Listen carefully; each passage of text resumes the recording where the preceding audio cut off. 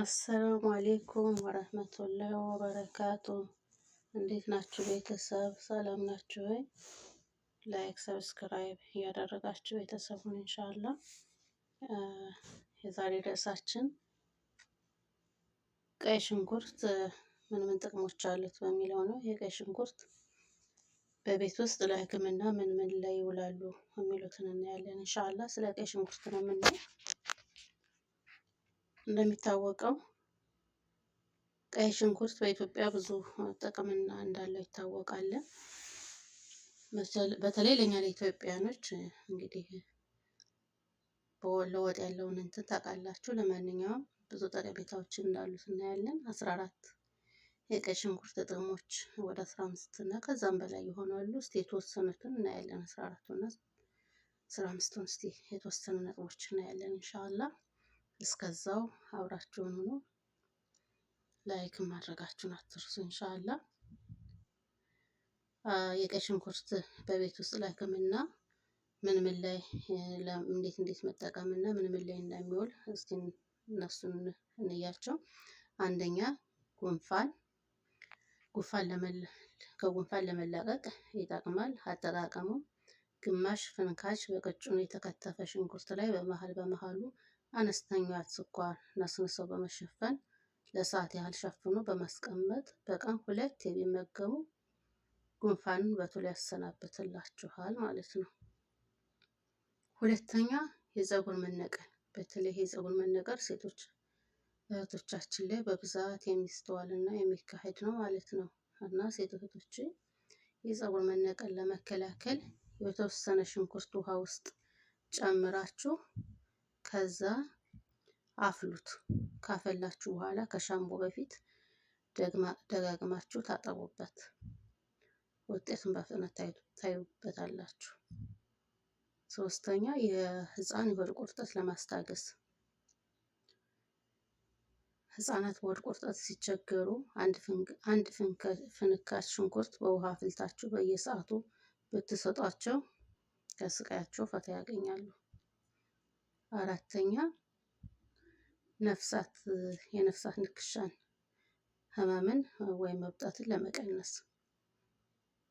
ለምሳሌ ትንኝ፣ ቢንቢ ብዙ ነገሮች አሉ ነፍሳቶች የሚናከሱ የእነሱን እንትን ለመቀነስ ይጠቅማል ማለት ነው። እብጠትና ህመም ለመቀነስ። አጠቃቀሙም በቀጭኑ የተከተፈ ሽንኩርት ህመም በሚሰማው ባበጠው ቦታ ላይ ለተወሰነ ደቂቃ ሸፍኖ መያዝ ማለት ነው እና ብዙ መፍትሄ ታገኙበታላችሁ። አምስተኛ ለጆሮ ኢንፌክሽን። በስሱ የተሸነሸነ ሽንኩርት በአነስተኛ ጨርቅ ቋጥራችሁ ህመሙ የሚሰማችሁ ቦታ ላይ ማድረግ። ህመሙ እስኪጠፋ ድረስ በታመመው ጆሮ ላይ በመወተፍ ለትልቅ መፍትሄ ይሆናል ማለት ነው። ይህም ለጆሮ ኢንፌክሽን ጥሩ መፍትሄ ነው።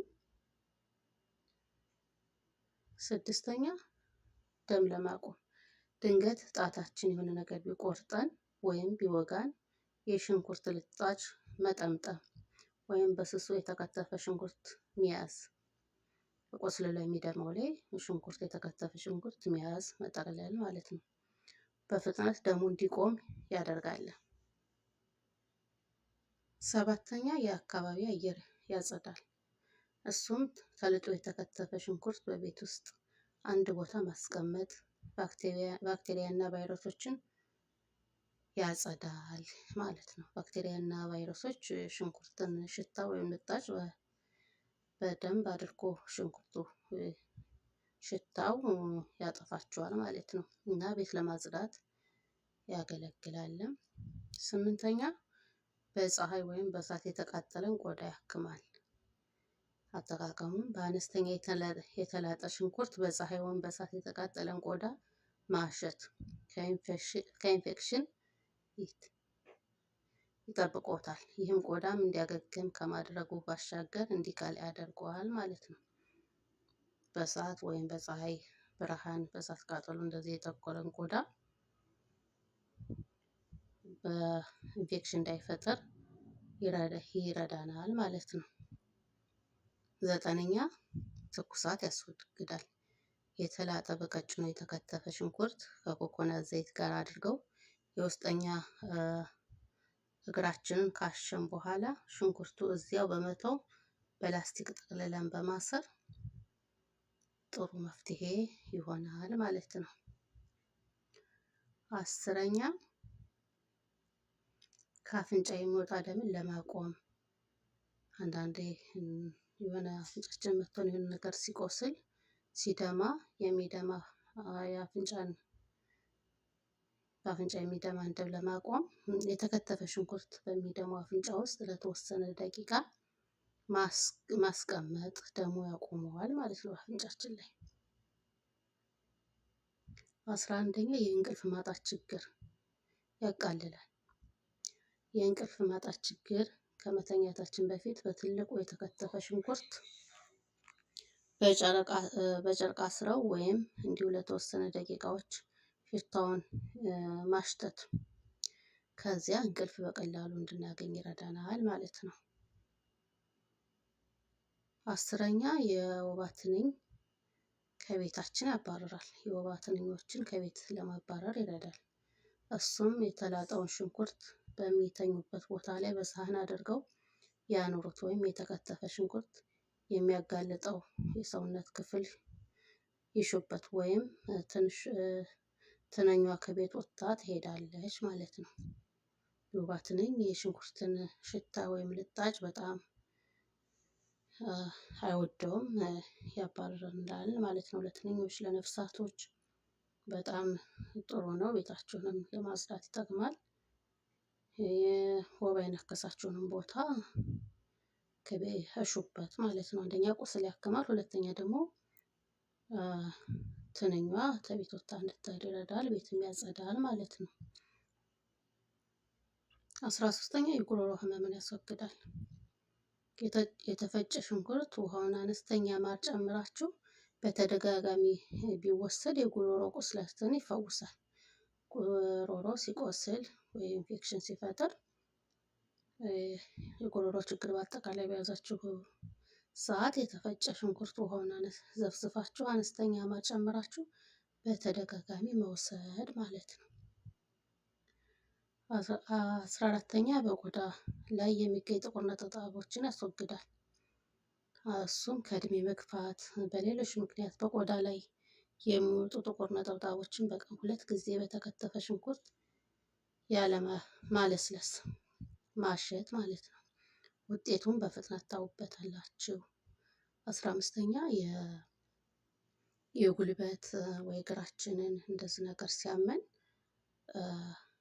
በተለይ ይሄ ነገር እግራችንን አረብ ሀገር ያሉ ሴት እህቶቻችን ብዙ ከመቆም ከብርድ እና ብዙ ሰዓት ቆሞ ከመዋል ታፋችንን እግራችንን የመለመጥ ባህሪ ያለው ማለት ነው።